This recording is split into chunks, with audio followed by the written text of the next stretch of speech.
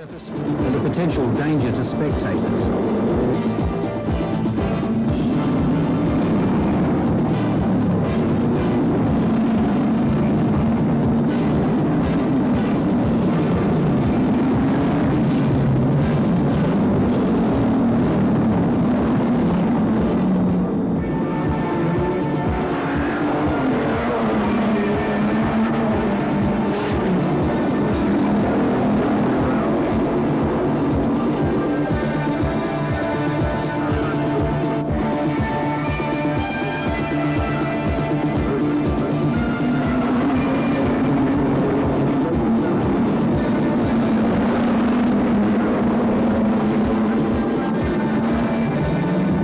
Mid-corner squeeze did occur, but luckily with minimal damage and injury.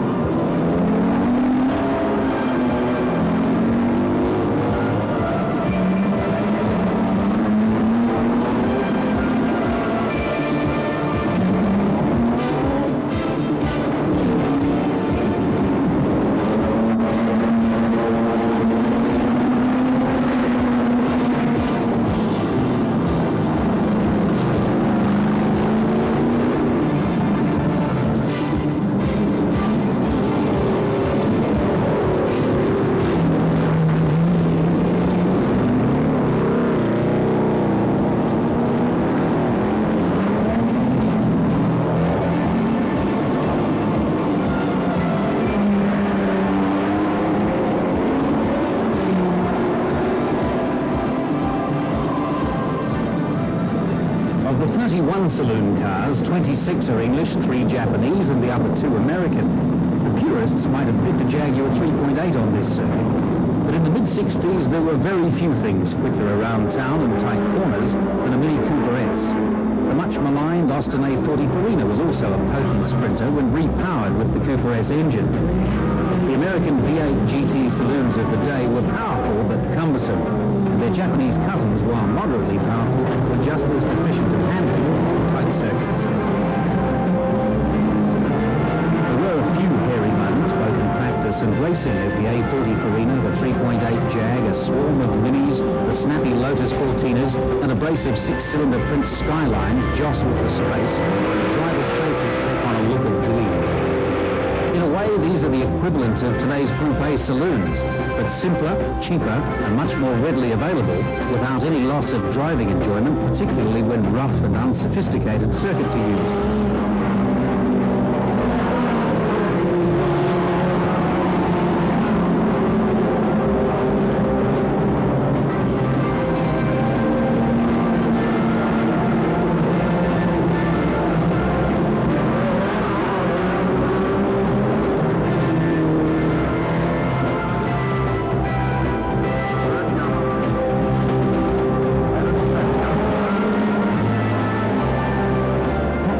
In his A40 Farina holds off the similarly powered Minis and an enthusiastic Jaguar challenge by a combination of suitable vehicle, previous Dunedin street experience and aggressive driving from the front.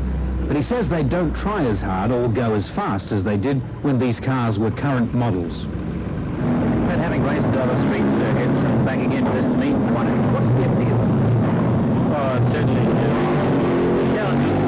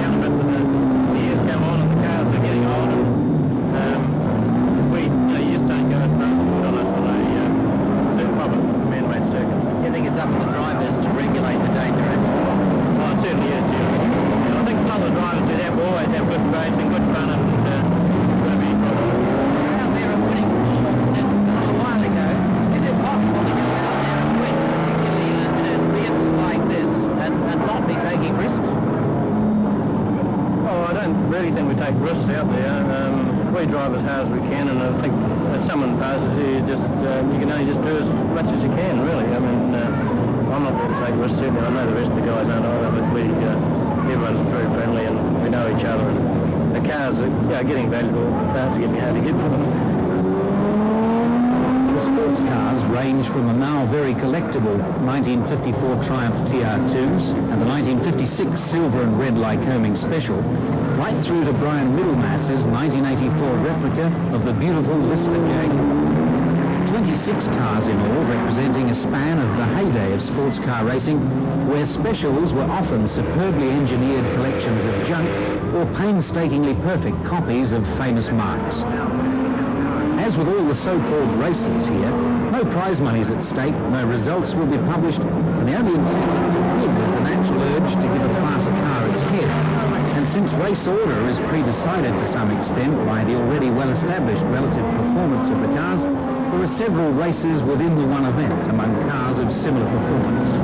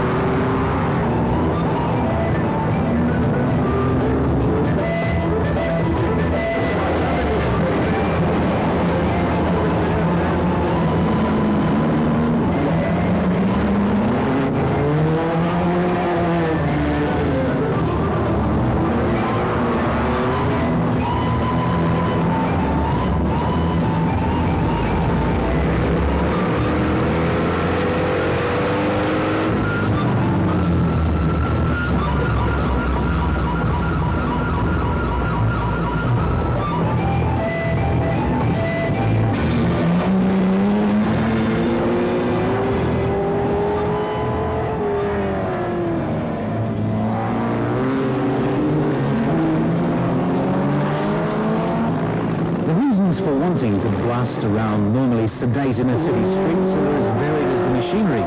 But in most cases with these drivers, it has some link with their own prime of life coinciding with the car's most potent period, and simply having affordable fun. Because it's fun, I think. Because it's good fun. It's relatively easy to do. You drive the car here, race it, put all the extras back on and drive it home again. What would be more fun than that? It's the thing I used to do 20 years ago. I want to get back into it, and this is the sort of car I like to drive. When I built the car 35 years ago, I sort of made some doing this sort of thing. I did a bit of it then, and then I gave it up because I had more important things to do, and I'm now enjoying very much doing little asphalt motor racing now and again. About twice a year, perhaps, or 2 or 3 times a year. And I don't think it does the car any harm, and it makes me feel that I'm a growing older than the car. I really can't answer the question, except that it's probably because a lot of us were brought up in the era when these cars were driven by our heroes. And now we can afford to buy them, so we like to drive them. I don't know. I really can't answer that question. Well, this is probably more economic to get into for a start off if you get in at the right time. But as I say, as time goes on, the sport becomes more popular and people obviously got to pay more money to get involved. Fortunately, I started in the early ages when cars could be bought at reasonable numbers. That's a sport that I've always wanted to get into, and obviously couldn't afford to do it, several years ago. We would easier to do it today. Now, why do we race? Somewhat, I suppose it's nostalgia, to a certain extent. The love of these funny old things. Like a mentality. Car racing and bike racing on street circuits have mostly followed different paths. International meetings are still held for bikes on at least 3 New Zealand road circuits, and understandably modern requirements to race current bikes are substantially more stringent than here. The 50 entries are a mixture of hybrid specials and true races of widely varying power and vintage. The latest is a 1965 Bull Taco, the oldest a 1937 Triumph Tiger. The difference in riding styles is obvious, and while some are simply enjoying the camaraderie of old friends with a common interest, there's ample evidence of the maintenance of street racing's skills and methods among both young and old, and a definite competitive spirit. Oamaru Brick himself on the Triton 650 quickly becomes the pace setter.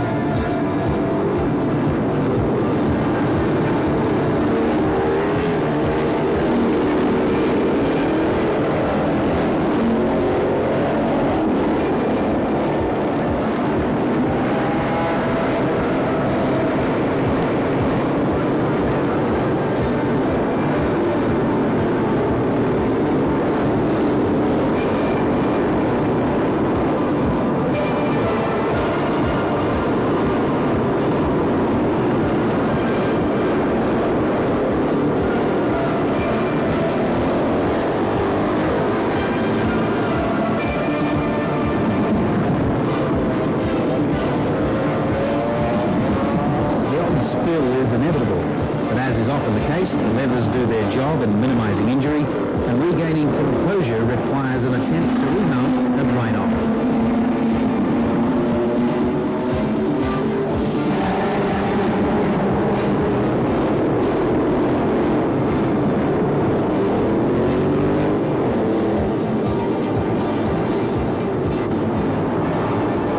The BSAs and Triumphs, the Miltons and Matchlesses, the Ducatis and MV Augustas, and the Vincents and Balasets are all kept pampered while not racing. But when it comes to the event, they're gleefully whipped along, as was their manufacturer's intent when they were built. Finishing on an aging mount isn't always guaranteed, but you can rest assured mechanical first aid will have it mobile next time the flag drops. Perhaps the most interesting category sees the likes of the Brooklands Riley, a Rolls-Royce Phantom II, Austin 7s, MGTFs and TDs, Jowett Jupiters, a Bentley 4.5 and a 1930 Aston Martin, all grouped together as simply vintage vehicles. The field is 21 strong, with entries from every main centre in the country. These are vehicles which until recently were collected just for looking at, or as an investment, but today they're being driven in the manner for which they were designed.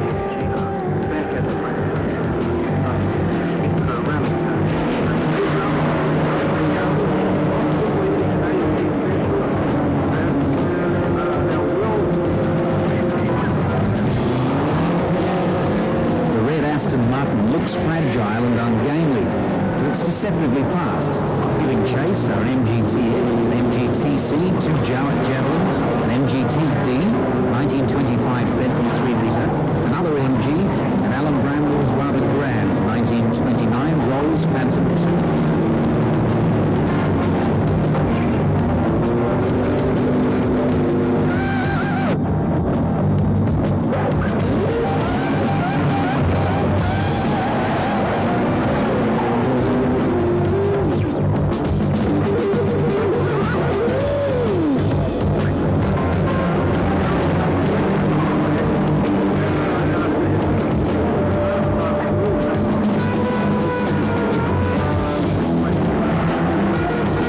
Spirited efforts on race day, one wonders at the cost of potential damage to these priceless machines. But it's a fine balance between letting the adrenaline push the throttle over and still driving within the capabilities of car and driver. Tail slides and power drifts have more to do with narrow tyres and primitive suspension geometry than any over-exuberance behind the wheel.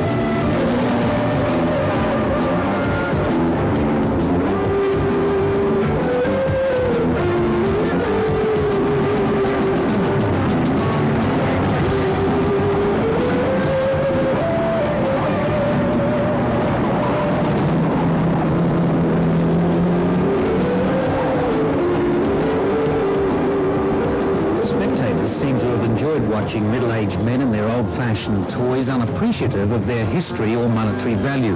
And it's likely they'll be back again next year to watch because it's a rare spectacle. But you get the impression the owners and drivers would just as happily perform without a crowd. For them, the sport's in the countless hours of tinkering and story swapping before, during and after the thrill of an occasional free rein on the public roads.